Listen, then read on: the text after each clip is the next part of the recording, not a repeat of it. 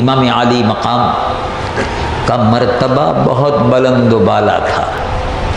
آج کا کوئی مولوی اور پیر مجھ جیسے گناہگار و سیاہکار کروڑوں حافظ قرآن، کروڑوں قاری قرآن، کروڑوں عالم دین، کروڑوں مشائخ امام حسین کے قدموں پر قربان۔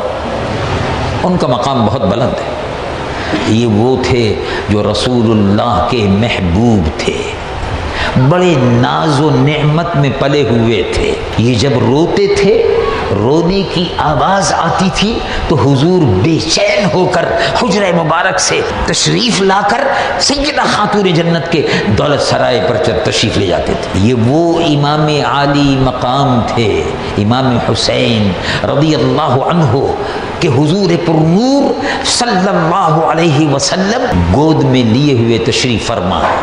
علامہ ابو اسحاق اسفرائینی رحمۃ اللہ علیہ نور العینین فی مشہد سید الحسین میں اس حدیث مبارک کو نقل فرماتے ہیں۔ وہ فرماتے ہیں کہ دونوں شہزادے بیٹھے ہوئے ہیں، اللہ کے محبوب ان کو سونگ رہے تھے، تو صحابی جو تھے انہوں نے بڑے تعجب سے دیکھا اور عرض کیا کہ اجازت ہو تو کچھ عرض کروں؟ پوچھو، پوچھئے کیا پوچھوں؟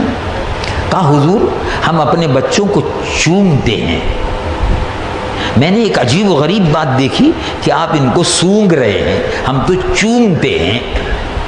تو ارشاد فرمایا کہ یہ بتاؤ کہ پھول چوما جاتا ہے یا سونگا جاتا ہے؟ عرض کیا کہ یا رسول اللہ پھول تو سونگا جاتا ہے۔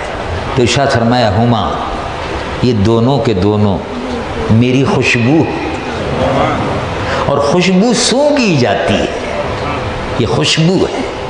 کیا مقام ہے امام حسین رضی اللہ عنہ وارضاہ کا۔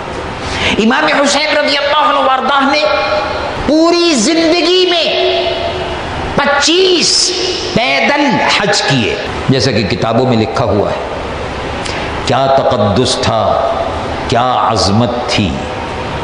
آج کے لوگ جو امام حسین اور یزید کے مقابلے کو دیکھ کر گھبرا جاتے ہیں، حکومت سے ڈر جاتے ہیں، ظالم بادشاہوں سے اور ظالم افسر شاہی اور بیوروکریسی سے ڈرتے ہیں، ان کے لیے امام حسین کا پیغام ہے کہ مجھ کو دیکھو، میرا کتنا بلند مرتبہ ہے۔